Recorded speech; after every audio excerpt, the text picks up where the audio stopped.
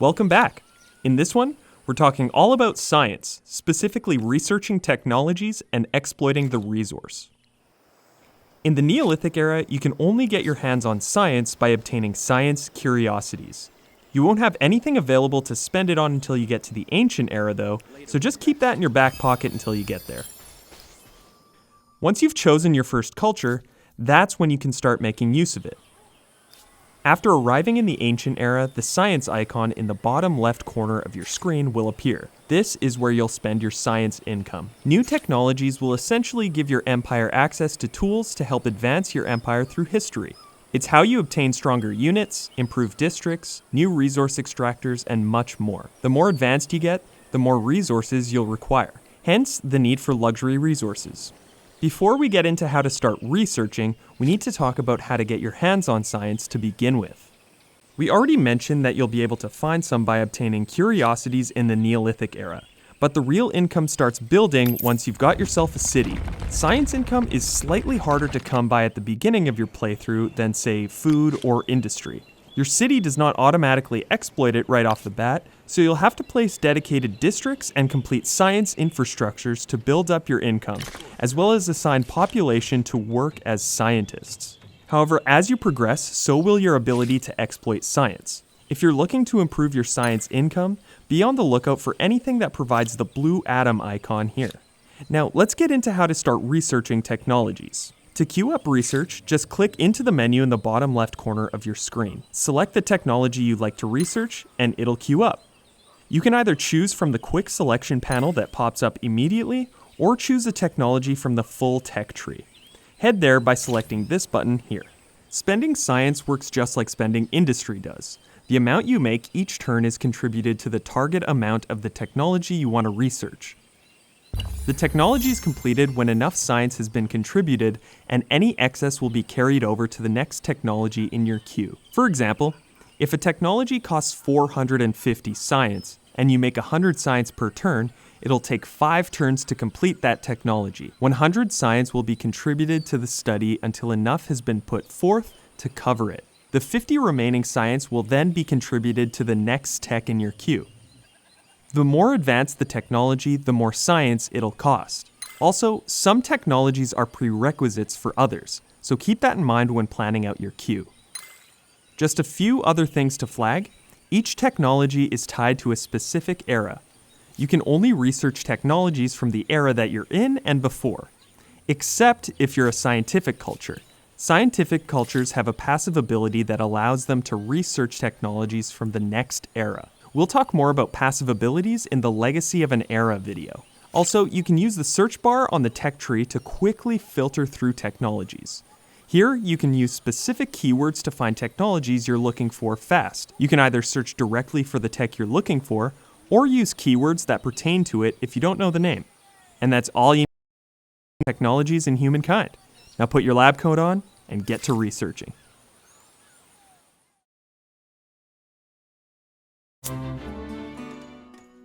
So let's talk about how you win a game in Humankind. Your fame score is what dictates your position in the race to victory. You can get your hands on it by doing a variety of different things. Earning era stars, completing competitive deeds, and discovering and building wonders. We'll be covering each of these things in this video. Let's start with era stars. We mentioned in a previous video that era stars function as a way to advance you through the eras, but they also contribute to your overall fame score.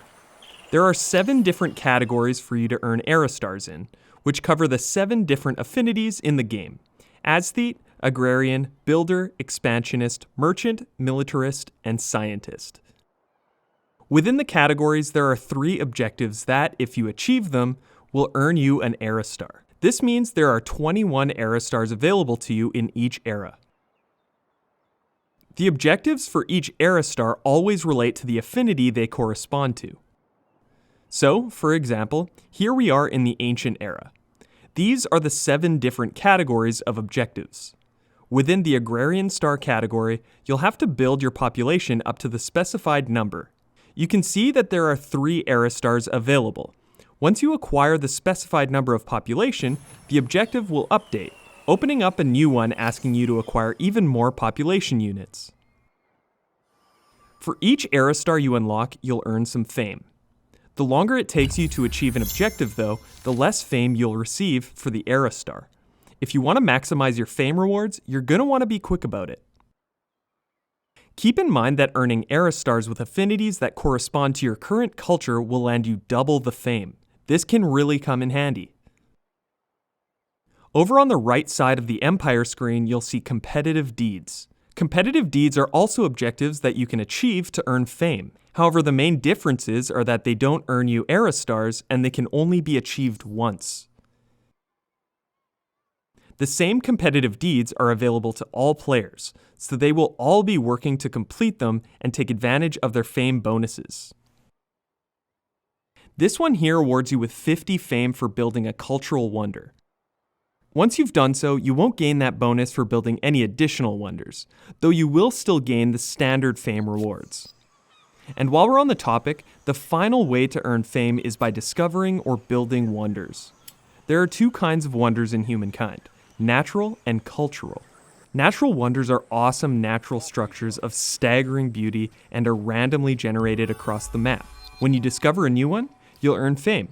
If you place an outpost and build a city in a territory containing a natural wonder, you will receive economic bonuses. Hover over the wonder to see a breakdown of the resource bonuses you'll receive by settling near it. Cultural wonders, like the Eiffel Tower or Stonehenge, are constructible structures that can be claimed once you've earned enough influence. Once you've claimed a cultural wonder, only your empire can build it. Cultural wonders are what we call shared projects. Their construction can be queued up in multiple cities to cut down on the time it takes to complete them. Finally, you can only claim an additional cultural wonder once you've built your previous one. So even if you have enough influence to unlock a new one, make sure you've completed the construction on the wonder you claimed prior. And that's all for this one. Now go win yourself a game of Humankind. Follow me. Humankind is all about letting you create these wonderful what-if scenarios of human history. In this video, we'll dive deeper into the topics that make humankind unique: eras and cultures, cultural affinities, legacy traits, and emblematic units and districts. Humankind is separated into 6 different eras spanning human history: the ancient era, classical era, medieval era, early modern era, industrial era, and the contemporary era. We've already covered how to make it to the ancient era, so if you haven't yet, feel free to go back and watch the basics video for more info on that. Once you've gained 7 era stars within an era, except for the Neolithic, you'll be able to advance to the next. Before heading into the next era, though, you'll be prompted to choose a new culture. Once you make your selection, your empire will become that culture at the start of the following turn, taking on all of its unique bonuses and traits. We'll talk about what that means right away. Every era contains a number of different cultures for you to choose from, all of which are associated with one of 7 different affinities. Cultures can either be agrarian, aesthetic, builder, expansionist, mercantile, militaristic, or scientific. Affinities determine the general gameplay orientation and usually define where a culture specializes. Affinities also come with 2 special abilities, one passive and one active. The ability changes with the affinity of the next culture you choose. For example, the ancient era Babylonians are a scientific culture. When you choose the Babylonians, you'll gain the collective mind's active ability, allowing you to convert your industry and money in a city into science. Their passive ability lets you research technologies from the classical era. Now, if you choose the Carthaginians in the classical era, you will lose the scientific ability and gain the merchant ability, because Carthage is a merchant culture. Each culture also has an associated legacy trait. Legacy traits are unique bonuses you gain from choosing a specific culture. No 2 cultures have the same legacy trait, and the bonus is something you'll want to consider when choosing a new culture. Unlike affinity abilities, you will hold on to each legacy trait you gain through the eras. By the contemporary era, you will have 6 different legacy traits, each providing different bonuses to your entire empire.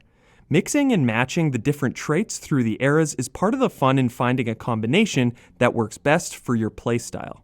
On top of affinity bonuses and legacy traits, each culture also has both an emblematic unit and emblematic district. Like legacy traits, these are unique to each culture. Your emblematic units may require some research to gain access to them and specific resources to create them. Be on the lookout for any technologies that give you access to units with a shining golden border like this one. You'll immediately gain access to emblematic districts when you choose a new culture. Emblematic units and districts work exactly like their standard counterparts. You'll queue them up in your cities. You'll place districts directly on the map and use up population and strategic resources to complete your units. The caveat is that you can only place one emblematic district per territory per culture. Just like other districts and units you can queue up in your city, hover over your emblematics to see what unique exploits and bonuses you'll receive from them. Finally, there is an exception to the topics we've mentioned in this video. When choosing a new culture, you have an additional option on top of the new cultures you are presented with. That is cultural transcendence. Cultural transcendence is when you transcend your current culture to the next era. If you've chosen the Babylonians in the ancient era, you will have the option to transcend and bring them into the classical era instead of choosing a new culture. If you want, you can keep doing this right up until the contemporary era. There are both drawbacks and benefits to doing so. The negative is that you will not gain a new legacy trait, emblematic unit, or emblematic district. You will retain the ones you had in the previous era. This means that you will not be able to take advantage of an extra trait and your emblematics may become obsolete faster. However, the main draw for transcendence is the fame bonus. The fame rewards you gain when you've transcended your culture are higher than if you choose a new culture. So you will rake in more fame than some of the other cultures that have traditionally advanced to another. We want to give you as many options as possible to play Humankind your way. Hopefully, this helps you do that.